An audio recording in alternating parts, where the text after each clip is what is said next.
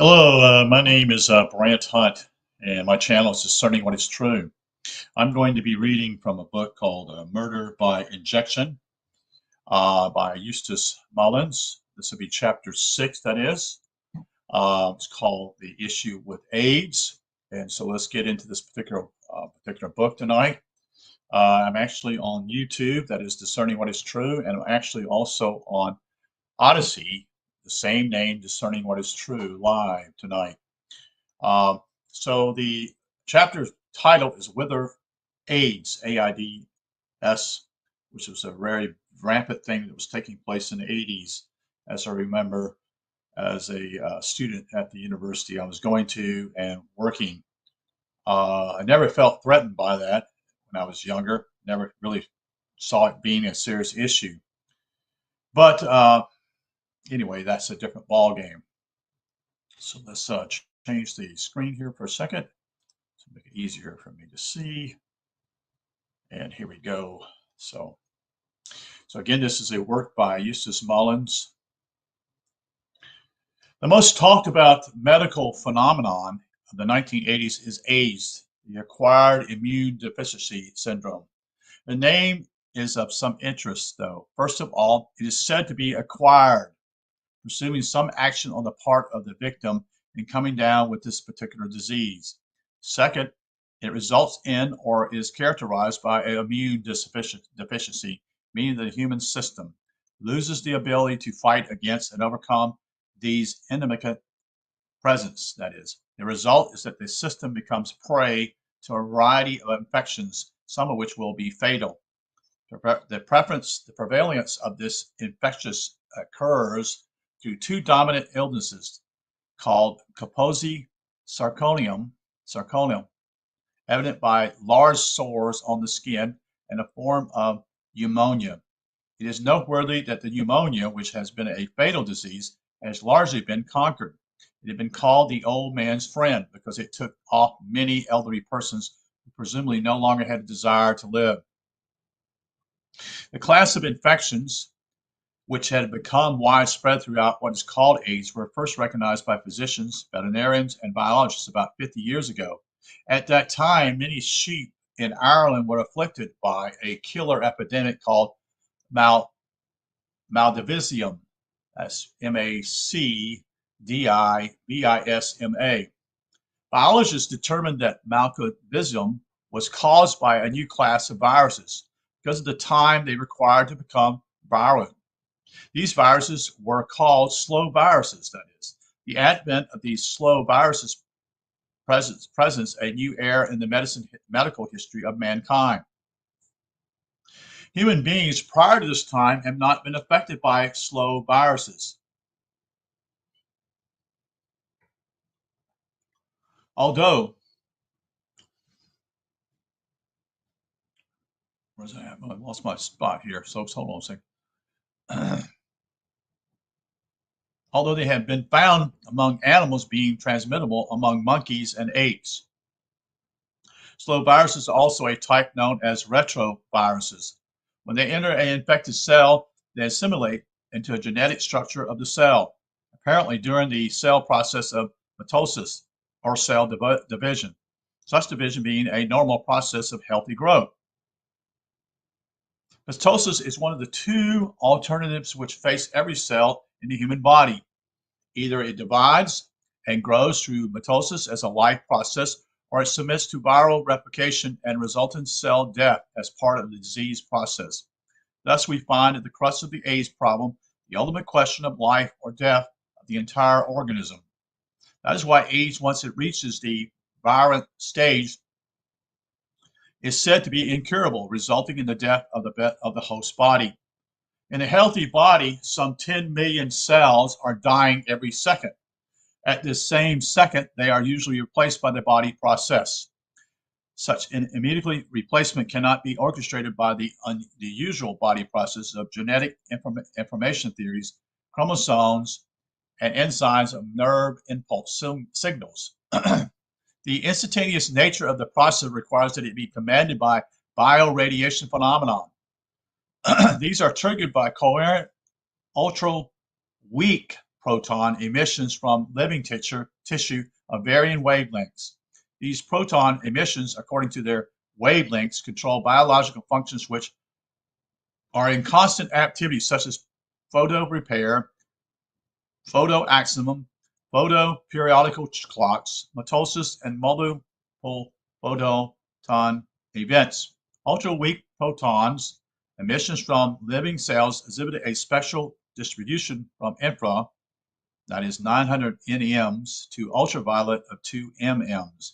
This proton intensity correlates with the conformational stage of DNA, during which activity the special intensity of biophotons amount to the magnitudes of some 10 to 40 magnitude times higher than those of thermal equivalents as physiological temperatures. The biomolecule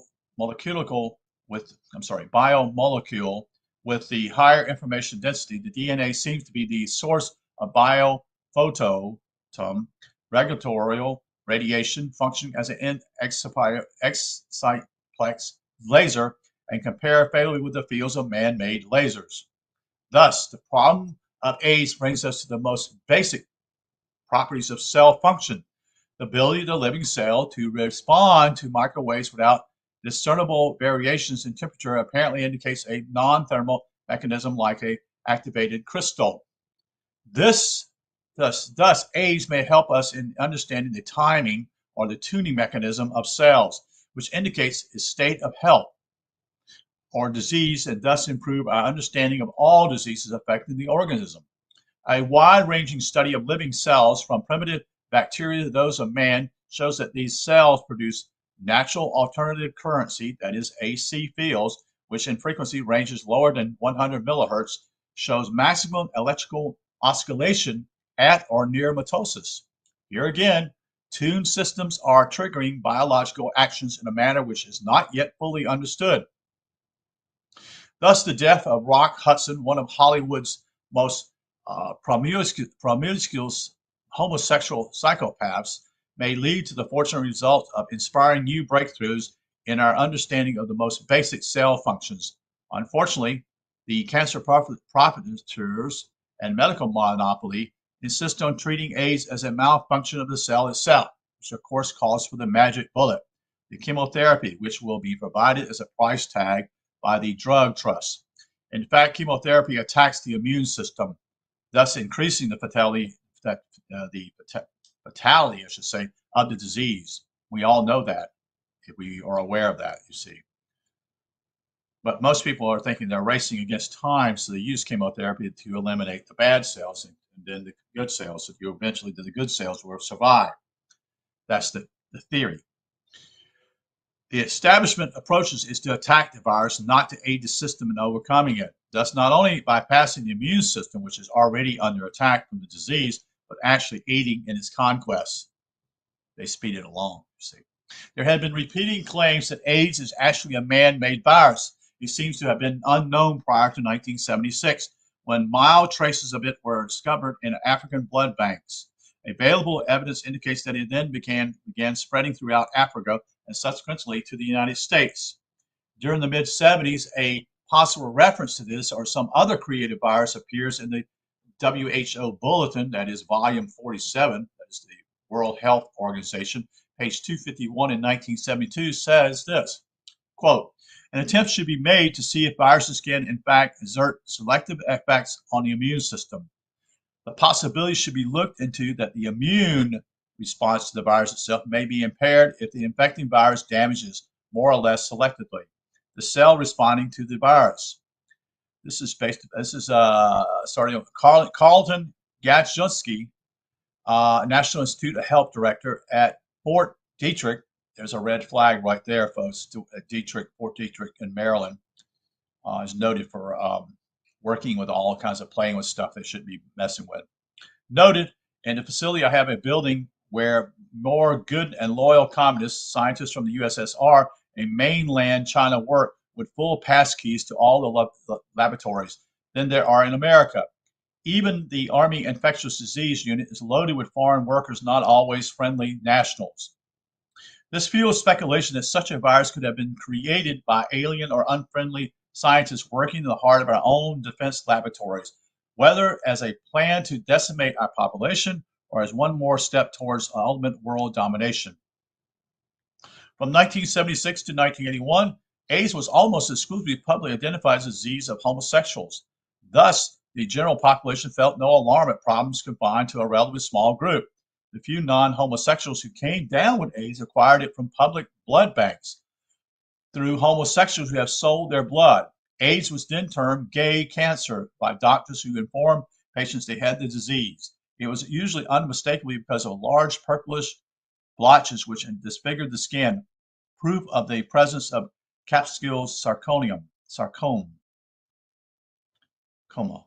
At this time, many doctors believed the disease originated in the peculiar physical factors of homosexual activity, with considerable evidence pointing to the use of fatty intestinal area in this unusual manner, apparently provided a fertile breeding ground for the onslaught of the infection.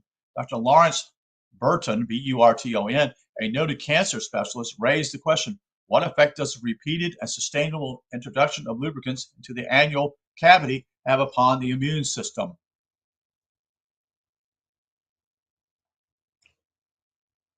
It was noted that this caused immune depression in test animals.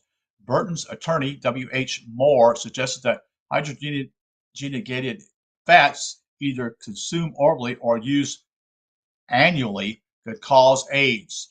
This again brings us back to the role which nutrition plays in any disease, such as the victim of atomic radiation in Japan. Those on traditional low-fat diets suffer substantially fewer fatalities than those on a moderate high-fat diet. This also raises again the question of hydrogenated fats and their possible deleterious effect upon the human system, either heated, which produces dangerous chemical changes, or ingested cold. The initial reaction of many homosexuals on being informed that they had AIDS was what has been termed by psychologists homosexual rage, a dementia in which the patient is possessed by a mad desire for revenge.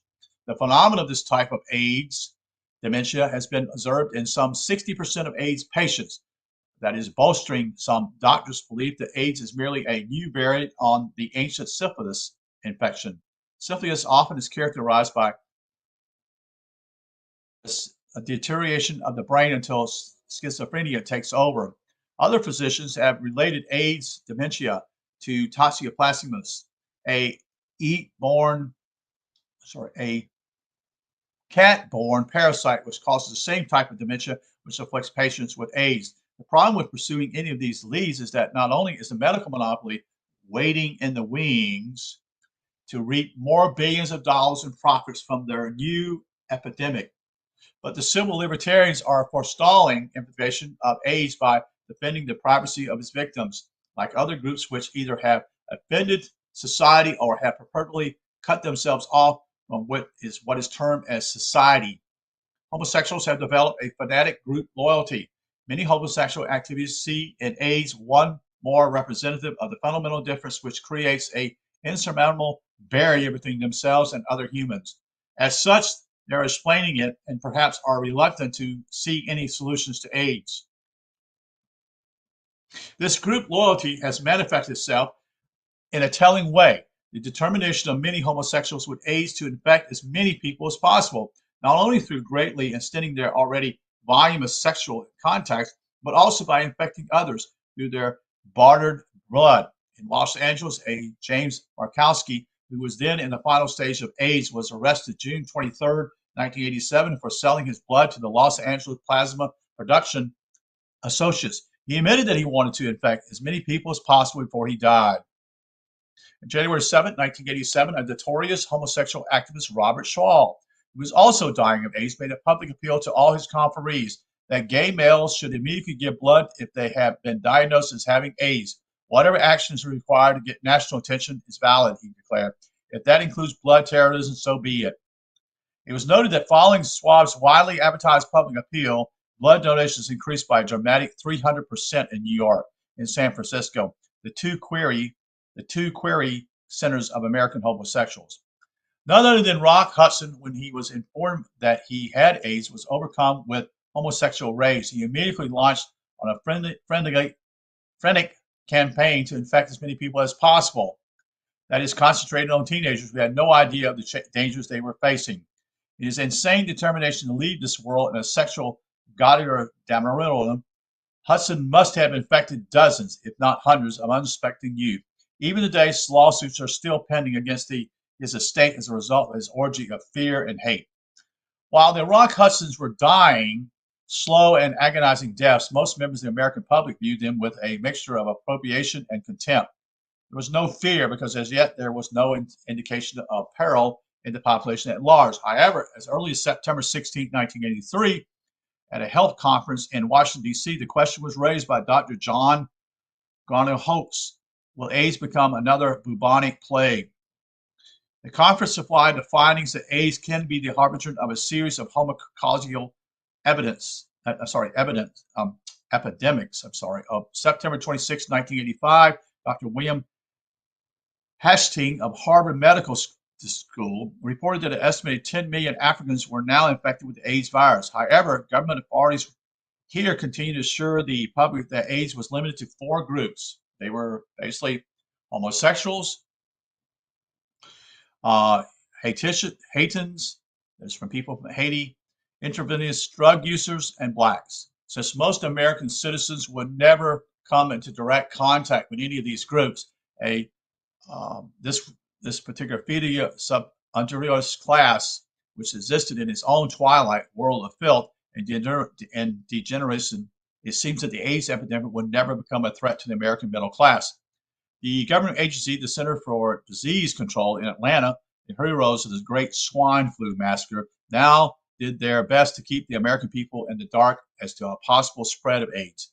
They issued periodical cases to the effect that AIDS could not be spread by insects.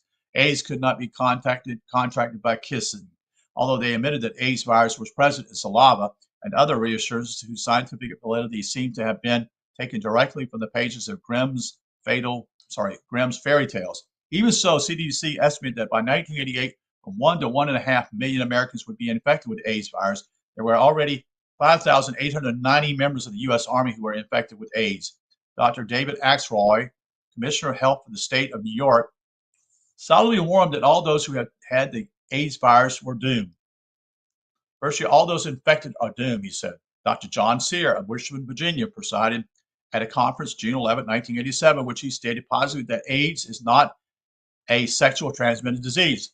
It is a contagious disease which is also transmitted in blood. He denounced the Surgeon General of the United States, Dr. Everett Koop, K-O-O-P, for deliberately spreading disinformation about the disease, claiming that joining Koop in this campaign of scientific disinformation were Sir Donald Ashton, Chief Medical Officer of the United Kingdom, Dr. Hafton Mailer, Director General of the World Health Organization, Dr. Robert Gallo of the National Institute of Health, and Professor Viktor Zaydansk, Director of the Ivansky Institute of Biology in Moscow. Dr. Sear was not the first to point the finger at Dr. Gallo, resident scientist at the National Institute of Health, who was famed as having discovered the human immunodeficiency virus, AIDS, or what he calls, AIDS, HIV, which he claimed as the cause of AIDS. After Gallo's discovery, the NIH, the National Institute of Health, which doles out funds for research on AIDS as well as many other categories, consistently denied funds to any scientist whose work failed to bear out Gallo's claim. President Reagan then appointed a special presidential commission on AIDS, which was intended to solve the problem. It tried to do so by meeting in great secrecy and by meeting without a quorum so that no notes could be taken of the proceedings. Admiral James D. Watkins was head of these meetings, which came in for much criticism merely because the American public wanted to know what was being accomplished.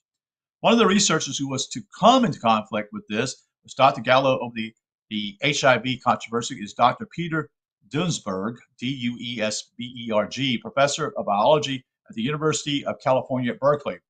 Duesberg is also a member of the National Academy of Sciences. He had been brought to Gallo's own laboratory to work on a fellowship grant.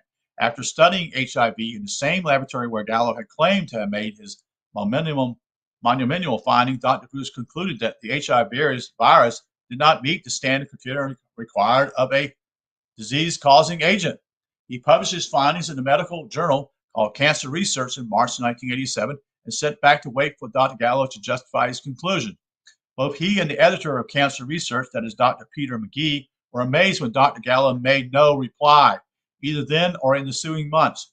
Dr. Gallo also refused to return telephone calls seeking to elicit some reaction to Duesberg's findings. Apparently, it was one of those famous fact or fiction researches, that is, in which Dr. Gallo had claimed to pinpoint the HIV virus as the sole cause of AIDS. This sort of thing occurs more often than anyone realizes in the academic and scientific world, which is riddled with petty jealousies, calculated deceit, and denial of funds to anyone who might expose their fake research. As we mentioned earlier, most scientists, when asked for their research notes, usually respond that they have been accidentally burned. Whether anyone has ever seen any of Dr. Gallo's work isolating the HIV virus is not known. However, he has since moved to cut off any further studies of the HIV virus. Dr. Harvey Bailey, research editor of the medical journal of Bio-Technology, has organized a White House workshop on the subject. How does HIV causes AIDS? It was to be co-hosted by Jim Warner, a senior analyst for domestic policy at the White House. It was expected that Dr. Gallo would attend this conference and present some substantiation of his claims. Warner had already become very skeptical of Gallo after reviewing Dr. Duesberg's findings, but Gallo never appeared. Indeed, the White House conference, which was scheduled for January 1988, was abruptly canceled without explanation. Hundreds of millions of dollars continue to be awarded each year to pursue Gallo's questionable claim that HIV virus causes AIDS. However, no funds are awarded to those who wish to challenge his claims. Get it? Dr. Duesberg had some interesting experiences since he unwittingly challenged one of the nation's leading bureaucratic scientists. The Presidential Committee on the HIV virus epidemic invited him to a special meeting in New York, which was covered by the Wall Street Journal scientific writer Katie Leishman. A staff member of this meeting admitted that Duesberg was invited to appear to discredit him. This goal was thwarted when none of the members of the Presidential Commission could answer any of Dr. Duesberg's findings. They consoled themselves by sharply recommending him for having challenged Gallo's work. Dr. William Walsh, who's president of Project Hope and perennial standard bearer of establishment values, strongly admonished Duesberg, don't confuse the public. Don't confuse the poor people suffering from this disease. Duesberg was himself confused by this approach, as he had never sought to confuse anyone. He had merely pursued a scientific approach which brought into disrepute the leading government scientists. If this upset a presidential commission, whose sole function it seemed to be to protect Dr. Gallo, this would hardly be Dr. Duesberg's fault, as we commended the entire imbroglio typifies what passes for serious scientific work in America. Ms. Leishman characterized the episode of that of instant orthodoxy which resists review. Meanwhile, due to the lack of real scientific verification of any single cause, a number of theories about the origin of AIDS has sprung up. These range from previous mentioned suggestions that in a new variation on the Syphilis spirocheete, I think that's how you put it, spirochete, to a variation of hepatitis virus which had been epidemic or endemic for some years to its kinship with the Epstein-Barr virus. And remember the herpes virus. This is probably the most widely disseminated human virus today, affecting some 95% of the world's population. It is usually transmitted through saliva. Young people come down with it as infected mononucleosis. Its consequences include hepatitis and splenomegalia. Splenomegalia, with complications of Reyes syndromes, R-E-Y-E-S syndrome, Guillain-Barré syndrome, Bell palsy, and chronic fever and fatigue. Its effects are often mistaken by physicians for multiple sclerosis, Hodgkin's disease, and leukemia and lupus. Dr. Stephen Castle of New York is one of those who identify AIDS as the latest manifestations of syphilis, a logical determination in view of the fact that it occurs frequently among very promiscuous homosexuals and prostitutes. During the first quarter of 1987, recorded cases of syphilis jumped by 23%, the largest increase in a decade. Dr. Peter Duesberg is so positive that there is another agent for AIDS than that he had offered to be publicly injected with the AIDS virus. Chuck Orlovitz voices another widely held concept that AIDS is but one variation of the widely encountered chronic fatigue syndrome, the Epstein-Barr syndrome, which is now worldwide. Other researchers are certain that AIDS is merely one more consequence of the Great Swine Flu Massacre, when the population was injected with the swine flu vaccine, if you remember that. Correlations between AIDS and the real swine flu, that is, a version of this disease which has been observed among swine, have now been established. Other researchers have blamed a more dramatic or accidental variation of hepatitis serum, which was widely distributed a few years ago. However, none of these theories can compare to a narrative value with the green monkey theory. According to this theory, which has long been a favorite explanation advanced by the government propaganda group, the Center for Disease Control, for years, a tribe of little green monkeys has roamed in Central Africa, showing little fear of humans. They have often strayed into native villages. These green monkeys carry in their bloodstream a type of AIDS virus to which they are seemingly immune. However, the little green monkeys have either bitten native women or had intercourse with them. Depending on which story you wish to believe, the native women's systems then activated their AIDS virus and later infected their husbands, who then went to Haiti, where they were paid to perform as male prostitutes by members of the American homosexual population who frequently visit Haiti for amusement. These homosexuals then returned to New York, infecting the New York community and community to San Francisco, where they spread disease on the West Coast. This scenario is claimed to have taken place within a few weeks, from green monkeys to homosexuals dying with AIDS in San Francisco. However, most researchers believe the disease took quite a few years to reach its present epidemic stage. A response to AIDS epidemics was made difficult by the fact that it was confined to the homosexuals, poor blacks, and intravenous drug users who were known by the slogan, "Nothing genetic is alien to me." Disease became prevalent at the same time that the homosexual movement was emerging as a powerful political force. Allied themselves with black, militant homosexuals for all practical purposes took over the Democratic Party, to the dismay of active heterosexuals like Senator Teddy Kennedy. The traditional leaders of the Democratic Party now began to fear publicity about AIDS as originating from the Republican Party, which could pose as the party of sexual normacy. There is little doubt that the conquest of the Democratic Party by the wackos, wresting us away from its long-standing mafia control, was a boon to the Republicans. The result was that the Democrats fought desperately to keep AIDS in the closet, battling any proposals for AIDS testing or other government measures to control its spread.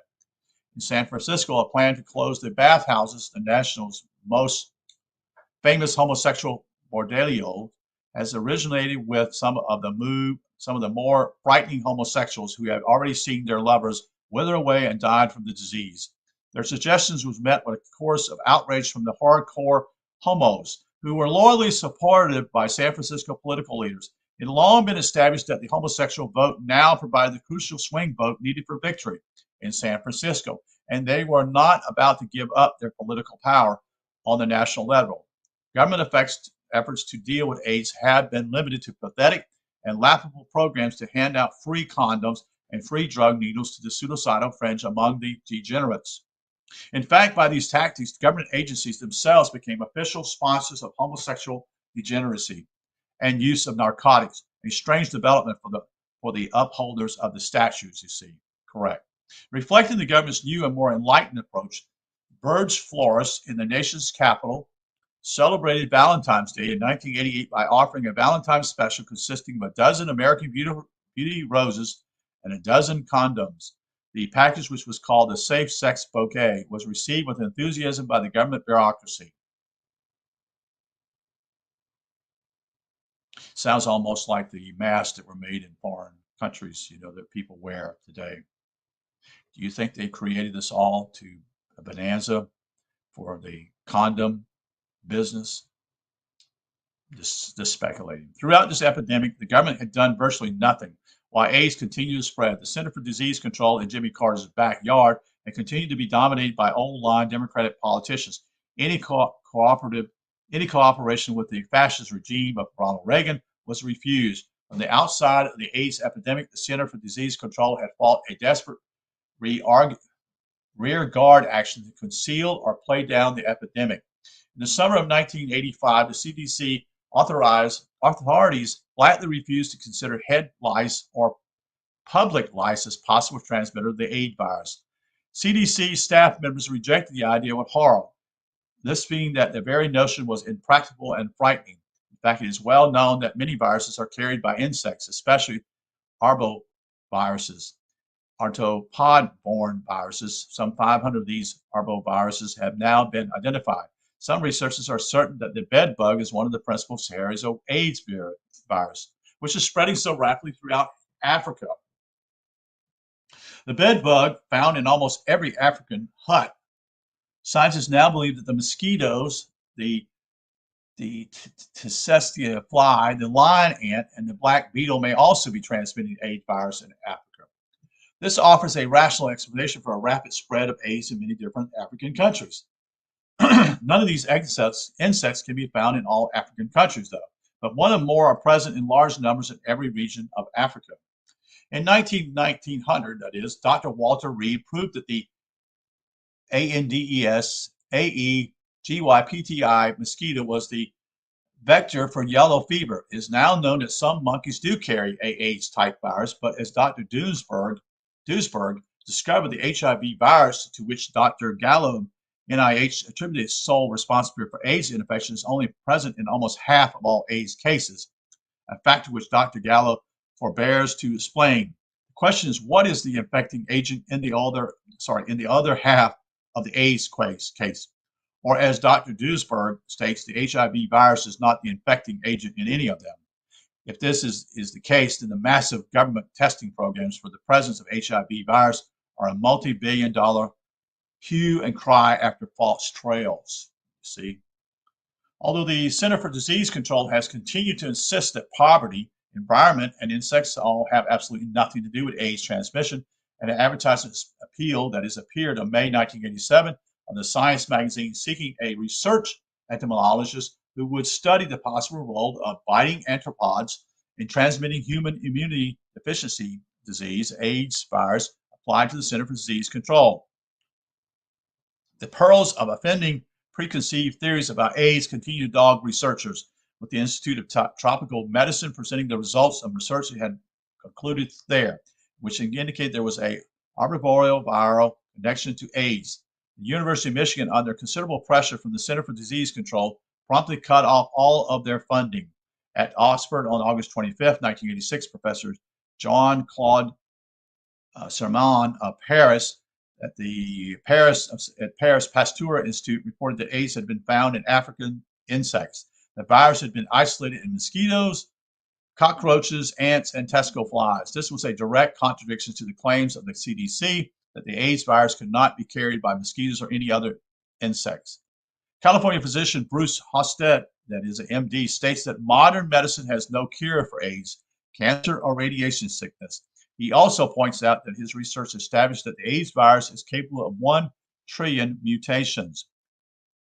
Meanwhile, AIDS patients who are being treated by oncologists, cancer specialists, are reported to be dying at a much greater rate than AIDS patients are, who are being treated by holistic methods.